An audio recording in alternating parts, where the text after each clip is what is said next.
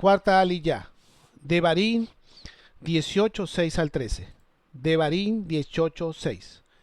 Y si un levita sale de alguna de tus ciudades, de cualquier parte de Israel en que resida, y llega con todo el deseo de su alma al lugar que Yahweh escoja. Esta es la actitud que hay que tener para servir al Eterno correctamente.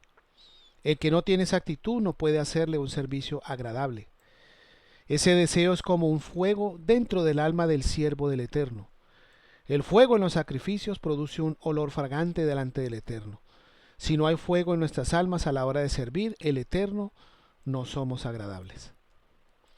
Devarim 18, 10 al 11. No se ha hallado entre ti nadie que haga pasar a su hijo o a su hija por el fuego, ni quien practique adivinación, un pronosticador, un augur, o hechicero, o encantador, o medium, o espiritista, ni quien tiene y consulte a los muertos.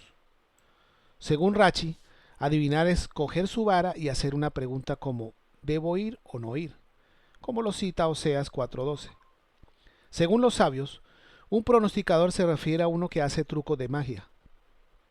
El texto hebreo dice que toma los ojos, que tiene el mismo significado de que toma el pelo, es decir, uno que engaña al público con trucos y artes mágicos. Según Rachi, un augur es uno que actúa en base a que el pan cayó de su boca o un venado cruzó su camino. Es un supersticioso. Un hechicero es uno que practica la magia negra. Un encantador es uno que agrupa reptiles en un lugar para practicar hechicería o adivinación. Un medium es uno que piensa que el espíritu de un muerto habla por su axila, mediante nigromancia, o uno que mete un hueso de un animal en su boca y el hueso habla. El espiritista es uno que consulta a una calavera o una persona muerta, o va a los cementerios para comunicarse con los espíritus de los muertos. Todos estos ritos son hechos con espíritus inmundos. La palabra española que son utilizadas en la traducción no coinciden necesariamente con la explicación que se da aquí. Estas explicaciones están basadas en las palabras hebreas, no en las palabras españolas. Devarim 18:12. Porque cualquiera que hace estas cosas es abominable a Yahweh. Y por causa de estas abominaciones, Yahweh tu Elohim expulsará a esas naciones de delante de ti. Cualquiera que practique el ocultismo se contamina espiritualmente y luego psicológicamente y físicamente. El que practica el ocultismo es abominable para el Eterno. La práctica del ocultismo fue la principal razón por la que las 7 naciones fueron destruidas y expulsadas de la tierra de Canaán. Debemos tener cierto conocimiento de las prácticas ocultas para, primero, detectarlas en la sociedad y en las personas que nos rodean. Segundo, saber ayudar a los que desean salir de estos poderes malignos.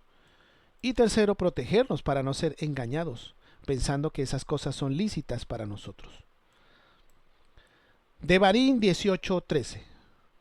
Serás intachable delante de Yahweh tu Elohim. Esto nos enseña que el que practica algunas de estas cosas nunca podrá llegar a la perfección espiritual. Quinta aliyah. Devarim 18:14, 19:13. Devarim 18:14.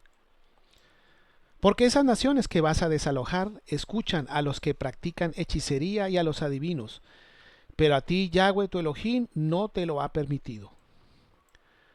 Lo que marca la diferencia entre el pueblo de Elohim y el mundo es que el mundo depende de la suerte, el azar, la adivinación, hechicería, entre otras prácticas supersticiosas, mientras que el pueblo de Elohim depende del Altísimo. Acudir a estas prácticas es abominación ante el Eterno, por lo que, aunque muchos lo hagan y les resulte, el Eterno nos ha prohibido hacerlo.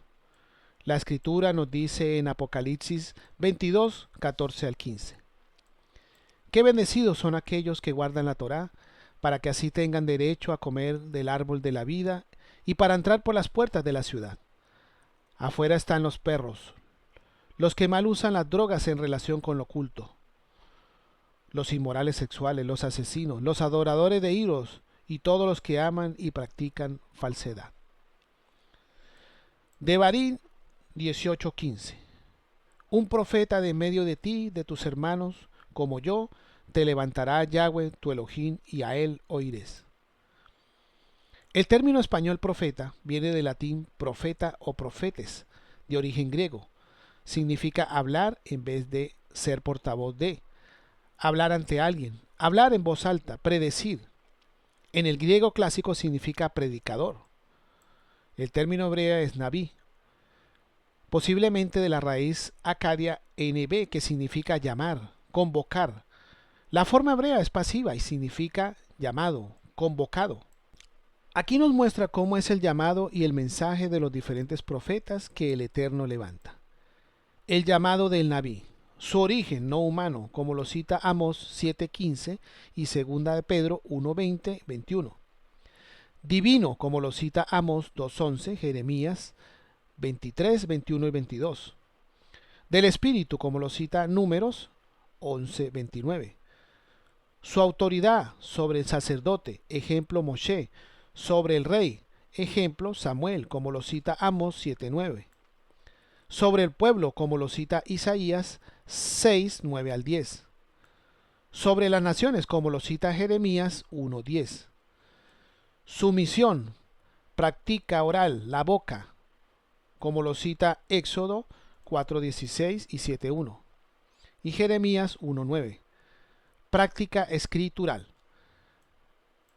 El mensaje del Naví, el origen del mensaje, una llama divina, luz, revelación, calor, inspiración. La forma del mensaje verbal, como lo cita Jeremías 23:18. Hablado, ejemplo Moshe, como lo cita Números 12:8. Cantado, ejemplo David. Visual, ejemplo Zacarías. Números 12:6. Jeremías 23:18. Vivido, representativo o simbólico, ejemplo Ezequiel. Personal, ejemplo Jonás. Familiar, ejemplos Oseas y Isaías. El mensaje, llamar al pueblo al arrepentimiento, enseñar obediencia, enseñar a separar lo santo de lo profano. Devarim 18:18-19. Un profeta como tú levantaré de entre tus hermanos, y pondré mis palabras en su boca, y él les hablará todo lo que yo le mandé. Y sucederá que a cualquiera que no oiga las palabras que él ha de hablar en mi nombre, yo mismo le pediré cuenta. Una de las características del ministerio profético de Yeshua está en hablar la Torá del Eterno de la manera íntegra, lo cual él mismo confirma en Juan 14:8 al 10. Felipe le dijo: Adón, muéstranos al Padre, y será suficiente para nosotros. Yeshua le respondió: ¿He estado tanto tiempo con ustedes sin que tú me conozcas, Felipe? Todo el que me ha visto a mí, ha visto al Padre. Así que, ¿cómo puedes decir muéstranos al Padre? ¿Tú no crees que yo estoy unido con el Padre y el Padre unido conmigo? Lo que les estoy diciendo, no lo digo de mi propia iniciativa, sino el Padre que vive en mí está haciendo sus propias obras. Como se puede apreciar, Yeshua es el Eterno, por lo que las palabras que hablan son las mismas. ¿Cómo entonces puede decir el cristianismo tradicional que Yeshua trajo una nueva ley? Cuán delicado es hacer caso omiso a las palabras de Yeshua, puesto que el Eterno le pedirá cuentas. Yeshua nos dice en Juan 12, 47 al 48. Si alguno oye lo que yo estoy diciendo y no lo cumple, yo no lo juzgo, porque no he venido a juzgar al mundo, sino a salvar al mundo. Aquellos que me rechazan y no aceptan lo que yo digo tienen un juez. La palabra que yo he hablado los juzgará en el último día. ¿Por qué seremos condenados por hacer caso omiso a las palabras de Yeshua? Porque él mismo nos confirma en Juan 14, 23 al 24. Yeshua le respondió: Si alguno me ama, él guardará a mi palabra, y mi Padre le amará, e iremos a él y haremos nuestro hogar con él. El que no me ama no guarda mis palabras, y la palabra que están oyendo no es mía, sino del Padre que me envió. Devarim 18, 20 al 22. El profeta que tuviera la presunción de hablar palabra en mi nombre, a quien yo no le haya mandado hablar, o que hablare en nombre de dioses ajenos, el tal profeta morirá.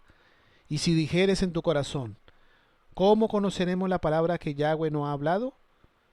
Si el profeta hablara en nombre de Yahweh y no se cumpliere lo que dijo, ni aconteciere es palabra que Yahweh no ha hablado. Con presunción la habló el tal profeta. No tengas temor de él. Un tema de máxima importancia. El ministerio del profeta es el ministerio de más responsabilidad delante del Todopoderoso, porque habla en el nombre del Eterno. Asusta ver cómo cada día aparecen en el mundo muchísimos falsos profetas, hablando de lo que dicta su propio corazón. Supuestos profetas que nunca fueron enviados, pero desafortunadamente se convirtió la profecía en una fuente inagotable de ingresos. ¿Cómo saber que el profeta es falso? Nos da la clave el versículo 22. Si el profeta hablare en nombre de Yahweh, y no se cumple lo que dijo, ni aconteciere, es palabra que Yahweh no ha hablado. Con presunción la habló el tal profeta, no tengas temor de él. ¿Cuántas veces te han profetizado abundancia de bienes que nunca han llegado? ¿Noticias o cambio de vida que no se han dado? Se abusa de las emociones y de la necesidad de los creyentes. Pero desafortunadamente se siguen abriendo las puertas de las iglesias o congregaciones para quienes traen falsos mensajes de esperanza. Pero no se le abren las puertas para quien viene a enseñar la verdadera palabra del Eterno. ¿Qué diferencia hay entre profecía y adivinación? Acabamos de estudiar que la adivinación es una de las prácticas paganas abominables a los ojos del Todopoderoso. Sin embargo, es fácil encontrar personas haciendo fila para saber qué me dice el profeta o la profetisa. El verdadero profeta en las Escrituras es aquel que trae de nuevo al pueblo al Eterno a la obediencia. Pregunta, ¿es este el tema de los profetas modernos? Nunca. Son sus propios intereses los que le prevalecen. Devarim 18:20. El profeta que tuviera la presunción de hablar palabra en mi nombre, a quien yo le haya mandado hablar, o que hablar en nombre de dioses ajenos, el tal profeta morirá. Muy seria advertencia para una muy seria sentencia.